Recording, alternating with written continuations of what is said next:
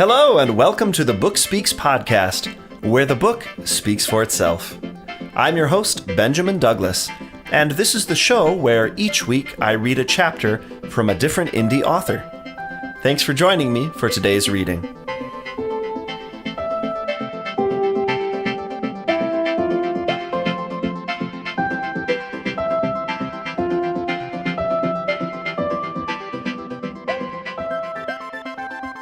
Hey, readers and writers alike, thanks for joining me as always, your host, Benjamin Douglas, for another fun-filled episode of the Book Speaks podcast, where the book speaks for itself. Guys, this is episode number 39! Oh my gosh, get excited!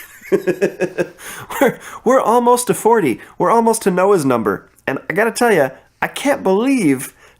I know we're not super close, but I can't believe how close we are to a year's worth of episodes. I'm getting crazy excited over here. Whew.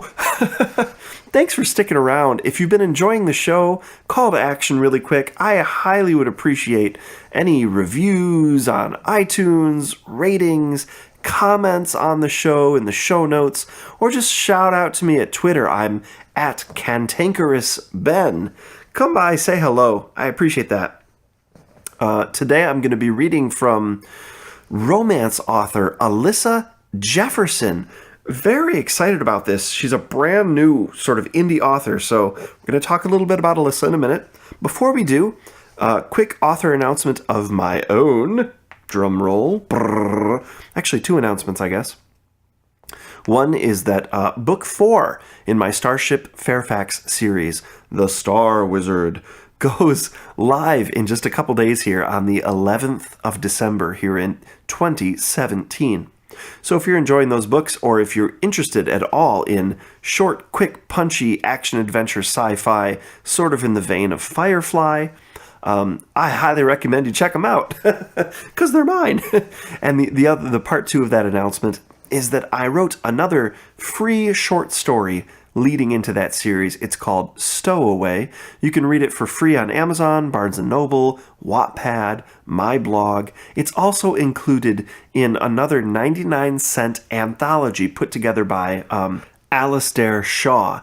And that anthology is called The Guardian, 11 short science fiction stories.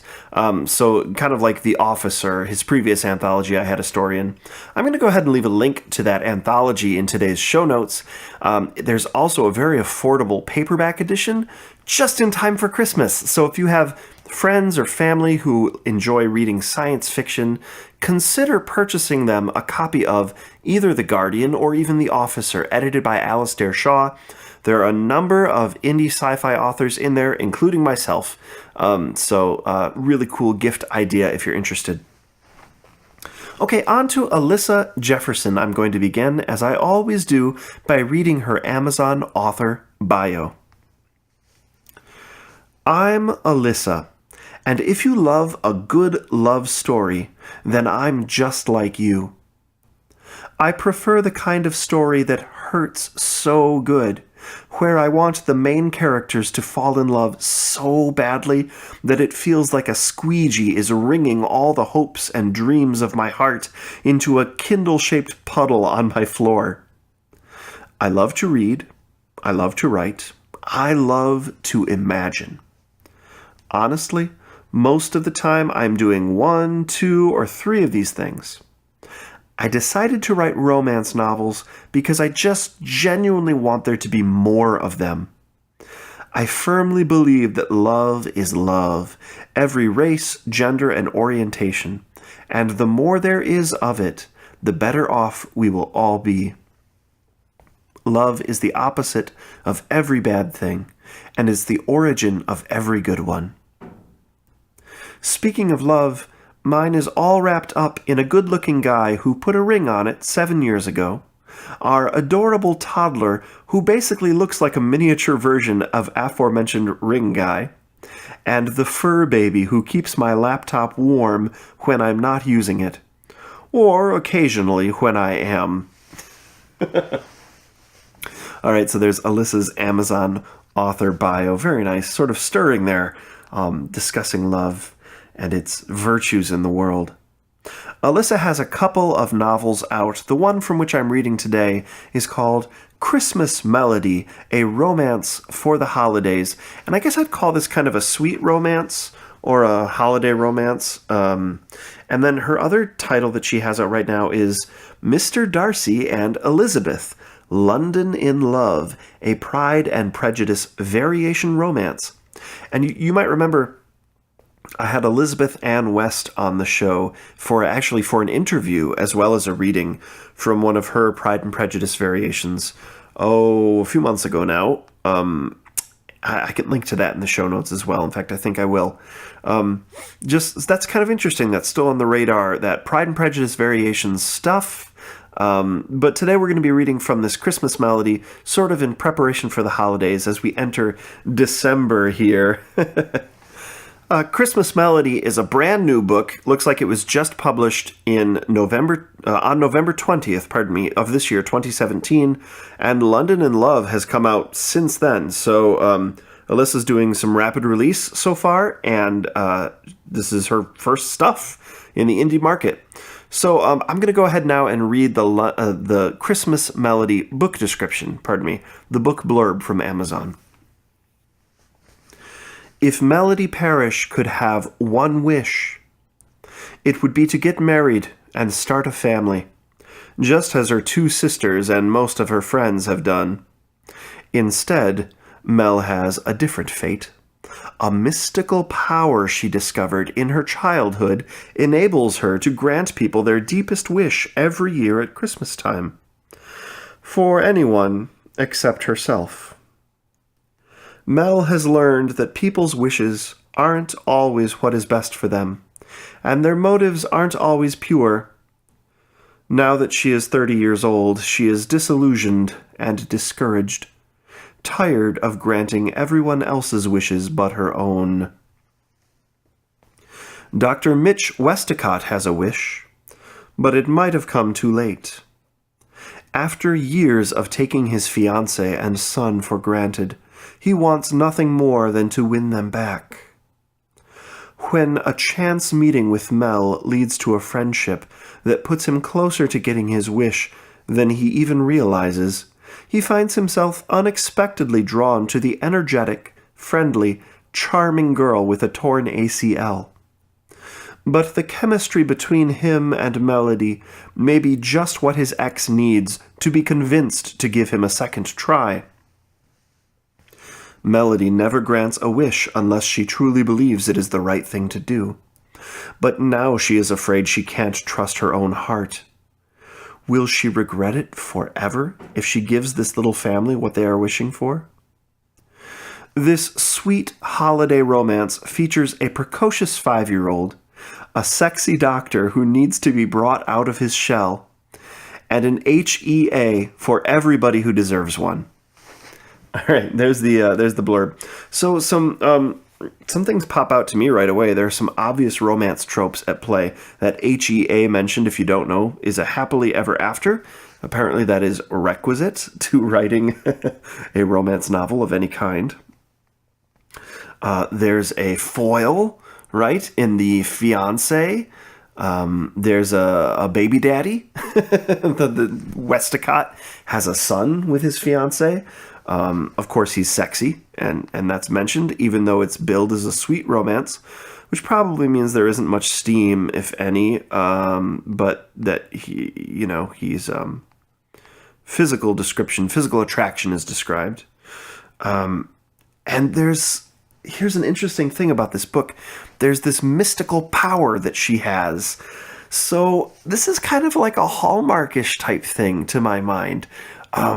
It doesn't sound to me like the book is actually like cross-genre, like romance and fantasy. There is romantic fantasy genre stuff. It doesn't sound like that's what's happening in here to me. This isn't like secondary world stuff.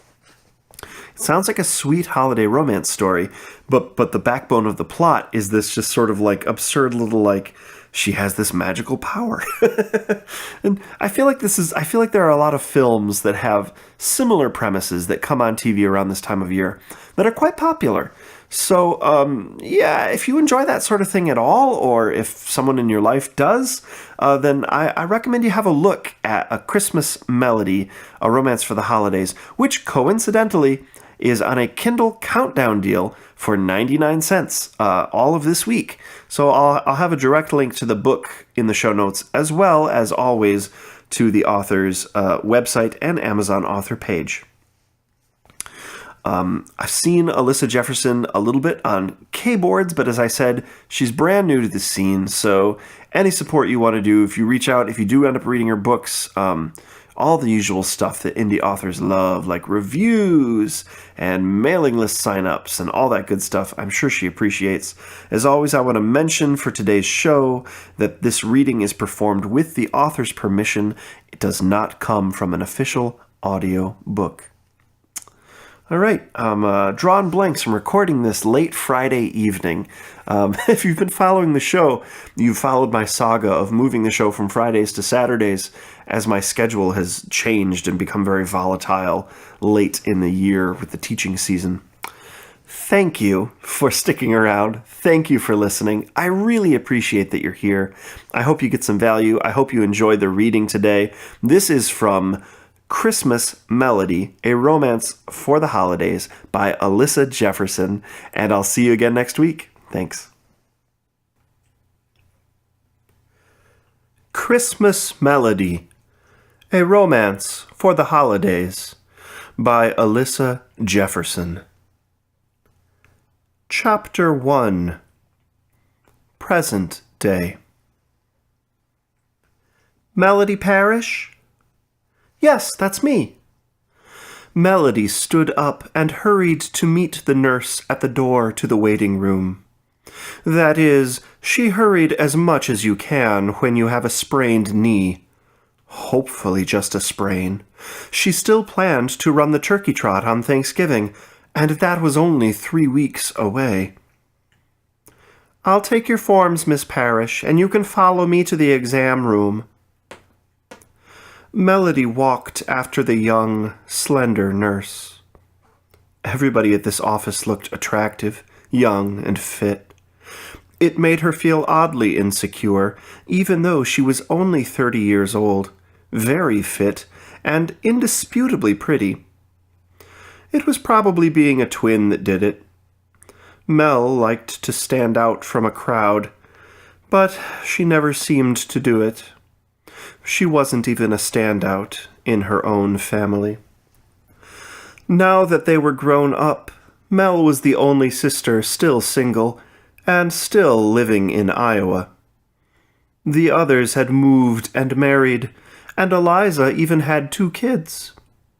Mel had opened her own yoga studio after college, and things had gone amazingly well. It was an active, fit, youthful community, and her location near a college campus made her studio a huge draw. Her business partner, Subha Merritt, taught most of the classes, while Mel handled the money, marketing, and whatever else needed doing. It had been a dream professionally, at first. But the thing about owning your own yoga studio is that it's very routine work. There's nowhere to go, nowhere to grow, unless they wanted to open another studio, which was becoming a distinct possibility, if Subha could convince Mel to go along with it.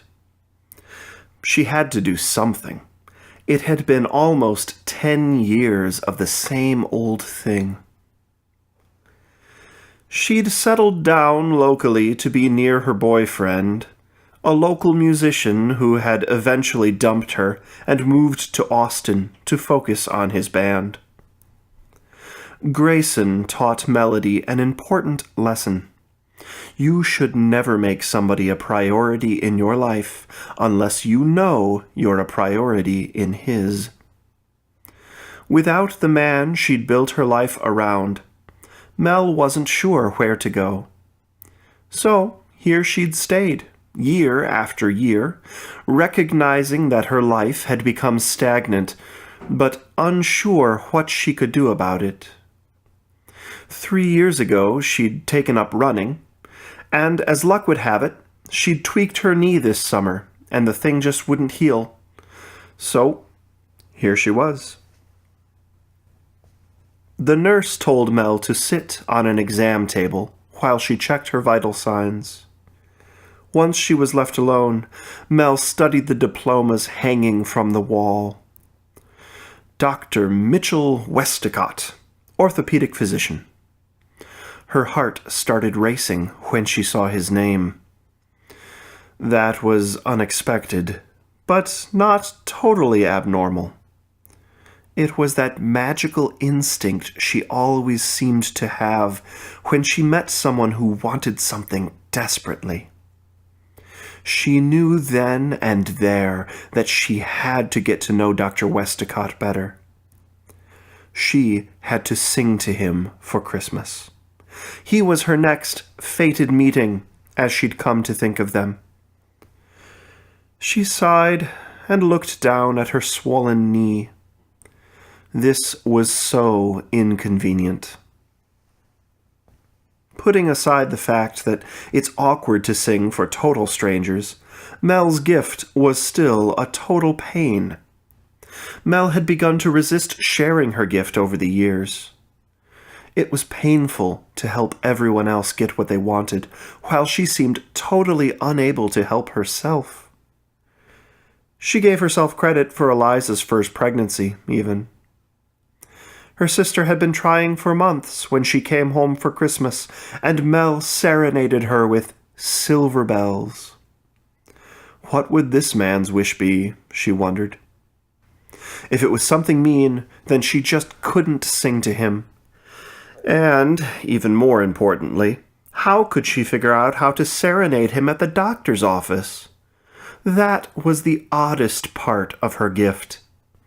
Most people just don't expect to be sung to in daily life, so she got such weird looks and never any gratitude. Nobody knew that she was helping them. The fulfillment of their deepest wishes usually passed for a coincidence. The anonymity was less favorable when it meant more than half the people ended up thinking Mel was a total weirdo. The door opened after a short wait, and a man who was, if possible, even better looking than everyone else she had seen so far, stepped inside the door. "Hi, Melody. I'm Dr. Westacott. It's good to meet you." "You too." Mel tried to sit up straighter, and before she could stop herself, she was combing her fingers through her hair.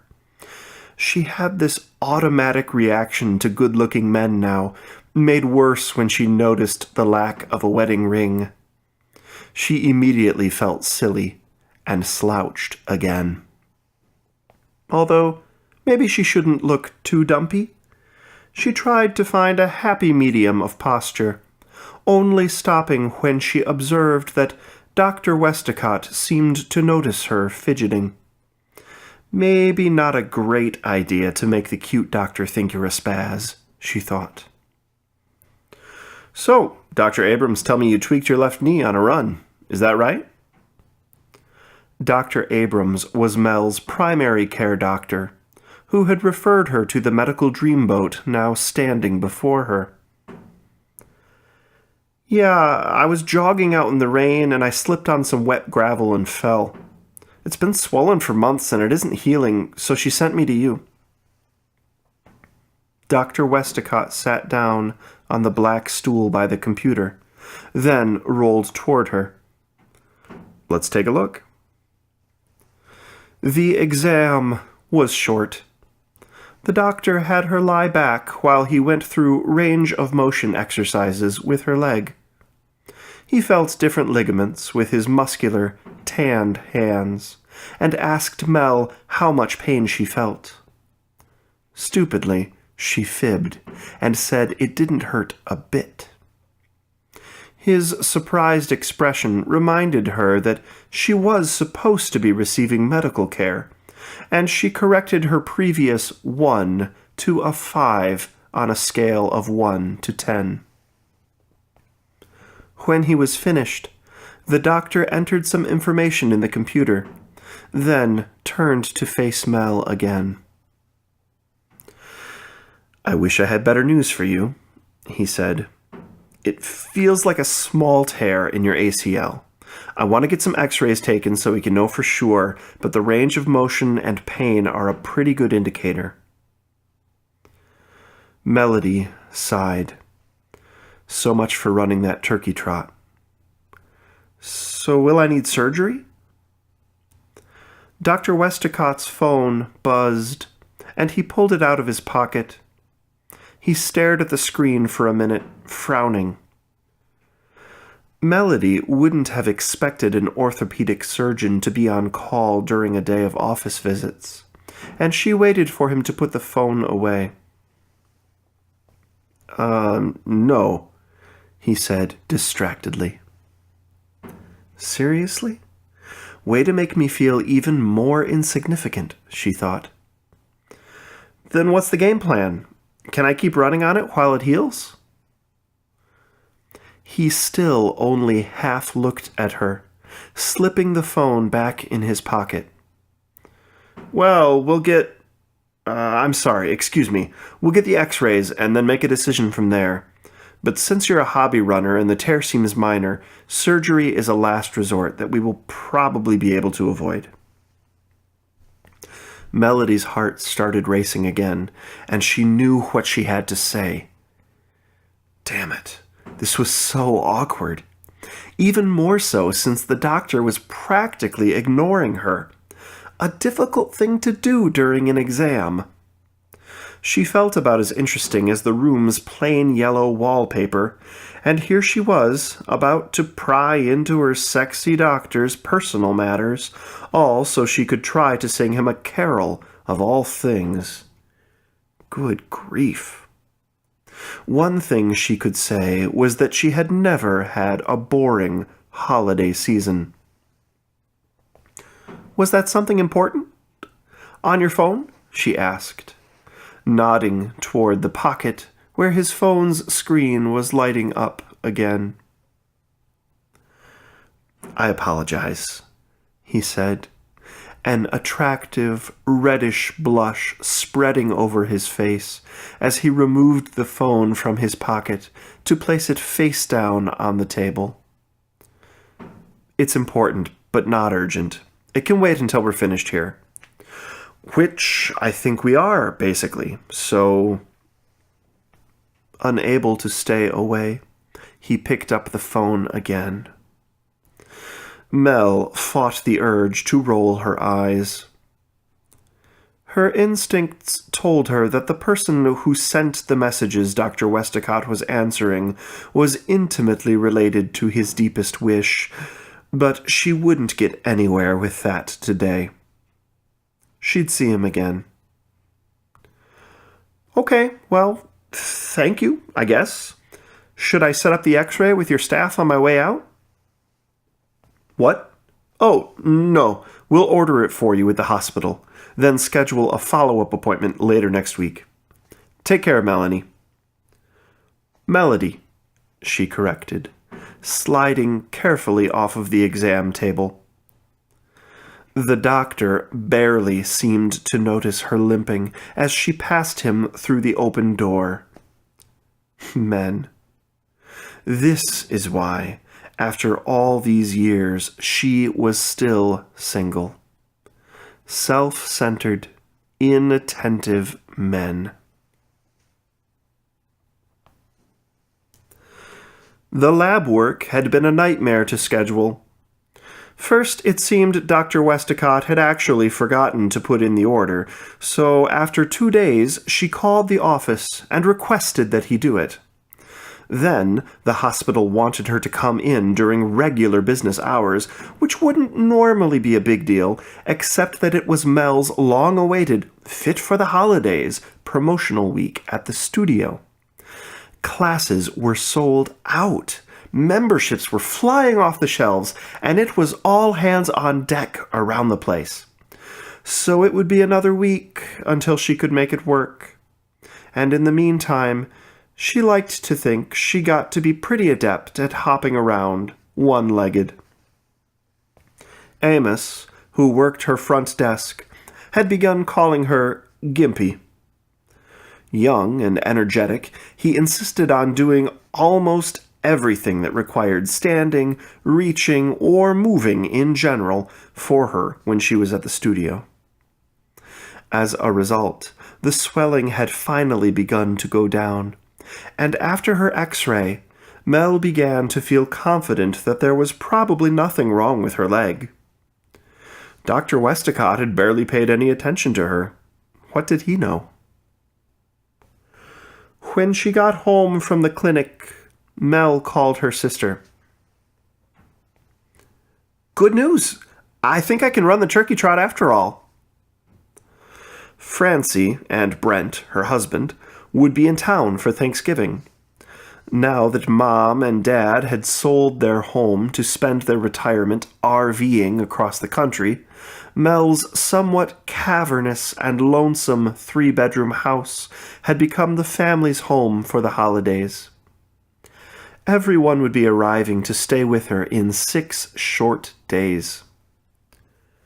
"That's great! Is that what the doctor said?" Francie asked. "Yep," Mel lied. "It was just a tweak, and the swelling is totally gone now. So bright and early Thursday morning, tell that husband of yours to be ready to get his butt kicked." Mel and Brent ran the turkey trot together every year, while Francie cheered them on from the sidelines. "I will let him know. Hey, by the way, Mom thinks you're a lesbian." "What?" "Yeah, we talked on the phone 2 days ago. She can't understand why a pretty girl like you—" "Oh my God, please stop." "Can't find a man to settle down with." "Seriously, I do not want to hear this." "Just warning you, she's starting to worry that when you die, there'll be nobody but the cat to find you." Mel didn't even have a cat anymore, and she was barely over 30. "Okay, that's enough. What about you? Doesn't she have enough to pester you with?" Mel stopped herself, just in time, from mentioning grandchildren. Francie had suffered 2 miscarriages in the year since her marriage. She was worried the cancer treatment might have made her infertile, but Mom knew none of this. So, the constant pestering about grandchildren was a thorn in Francie's side, the way Mel's singleness, and homosexuality, apparently, was in Mel's. When Francie didn't answer right away, Mel said, "Francie?" And then, a moment later, with that twingly 6th sense of hers, she knew. "Oh, Francie! Congratulations! How far along are you?" She could hear her sister sniffling, and her voice shook with happiness. 20 weeks? I wanted to surprise you all at dinner. Mel, I just found out. It's a girl!" Mel wiped at her own joyful tears, feeling in that way only a sister can, the true bliss of the moment. She hadn't brought about this gift with her caroling, but somehow that made it even more special. "I'm so happy for you," she said. "Are you gigantic?" "Actually, I'm not," Francie said. "I'm just showing a little bit, but remember how it was with Liz? She still wasn't showing until 24 weeks, and then, pop!" Mel smiled. "I remember." "Wow." As she let her sister regale her with happy pregnancy stories, Mel's heart was at peace. In moments like these, she wasn't restless or depressed, and she wasn't envious either. But she had to admit to herself later that night she was lonely. On Thanksgiving morning, Mel got up early for the race. Most of the family had arrived the night before, but Mom and Dad would get here in the late morning. The house was spotless in anticipation of their arrival, But Liz's kids had quickly seen to disrupting that, strewing toys about the playroom and asking Aunt Mel to get out all the DVDs so they could choose what to watch before passing out in an exhausted heap of pillows, blankets, and DVD boxes on the floor. Mel sent Francie down the street for bagels for Liz, Adam, and the kids, while she and Brent got ready for the race. Then the three of them headed downtown in the chilly November air. The race began and ended by the river, but moved over a bridge, through a college campus, and past countless businesses, including hers. It wasn't until after they had registered that her knee started to hurt again. Great.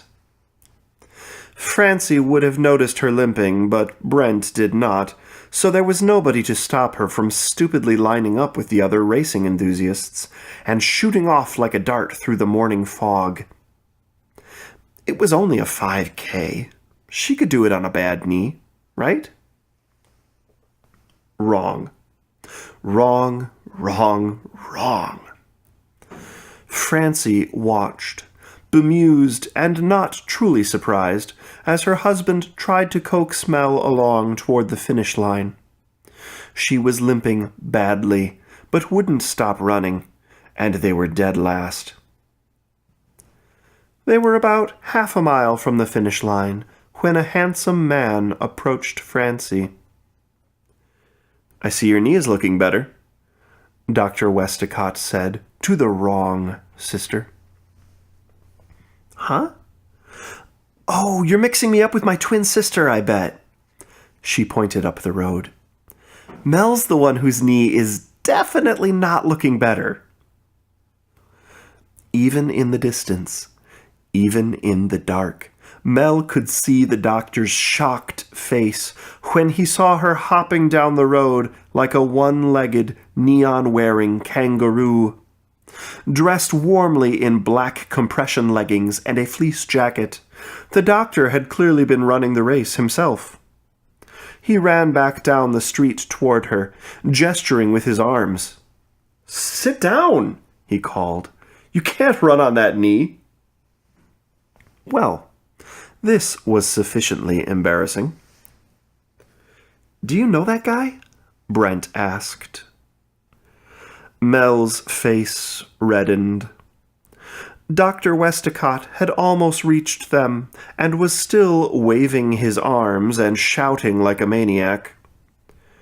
How had he recognized her when he'd barely said 2 words to her at her appointment?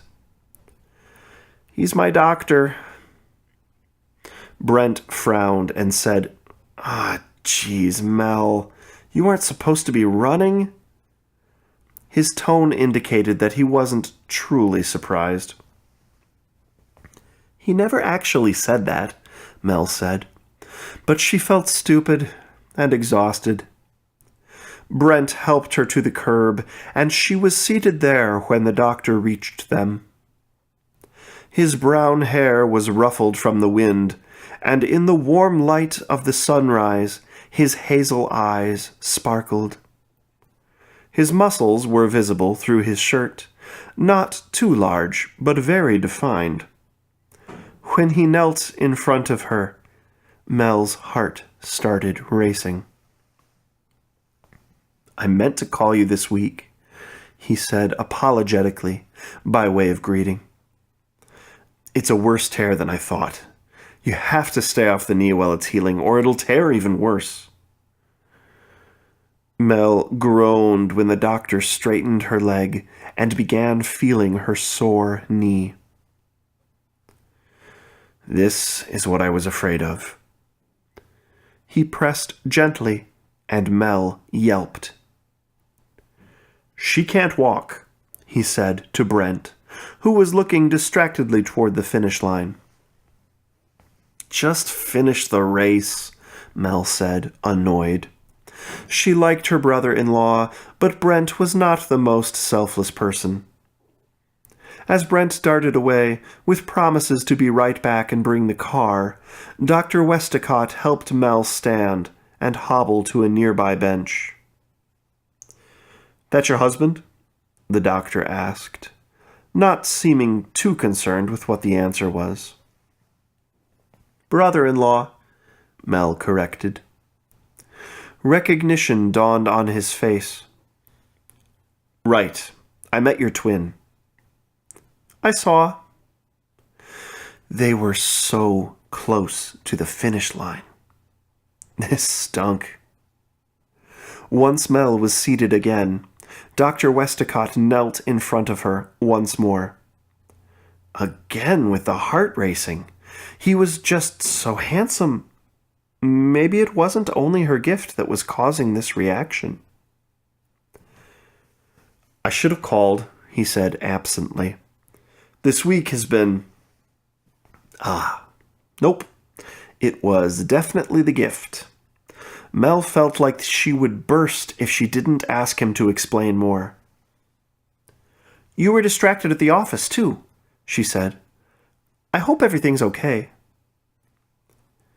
He glanced up at her. They locked eyes, and after a moment, his expression changed.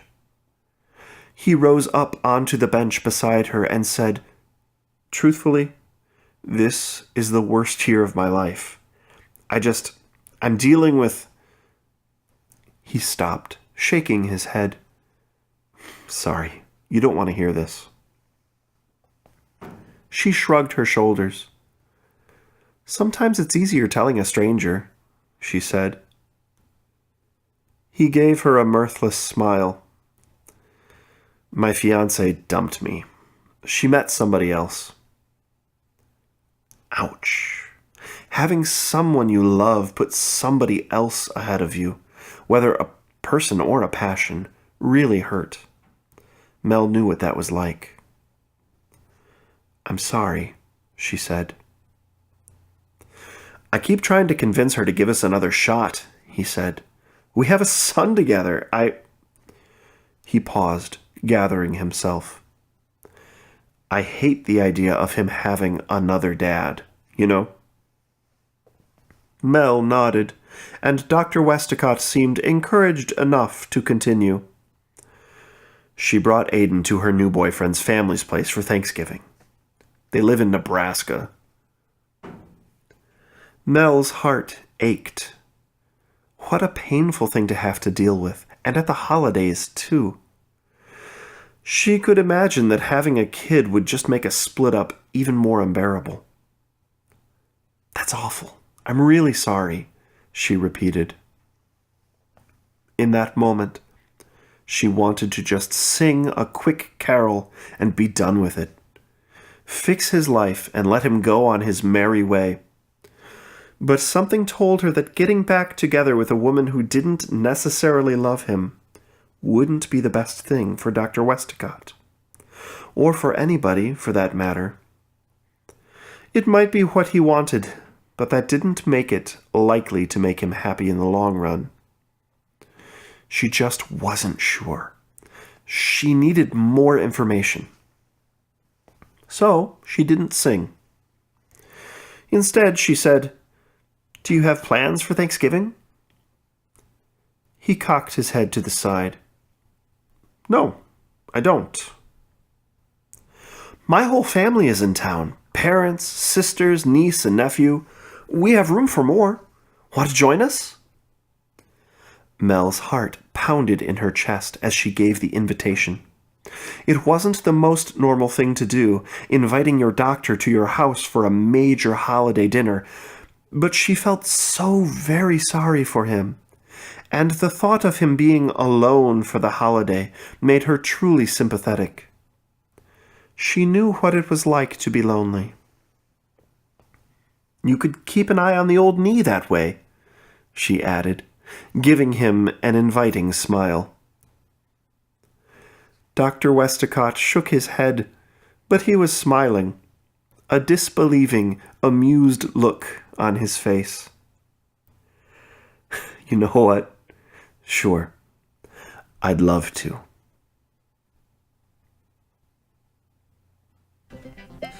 This concludes another episode of the Book Speaks podcast, where the book speaks for itself. Thanks for joining me, your host, Benjamin Douglas, for another indie author reading. If you liked what you heard, be sure to visit http://thebookspeakspodcast.wordpress.com for more episodes and for links to the author's website and the author's Amazon author page in the show notes. If you'd like to follow me on my own author journey, you can find me at http://benjamindouglasbooks.wordpress.com. And of course, if you're an indie author interested in having your work featured on the show, or if you're interested in discussing having your book read and produced by me as an audiobook, feel free to contact me at benjamindouglasbooks@gmail.com. Thanks for joining me today. I hope you have a productive and enjoyable weekend.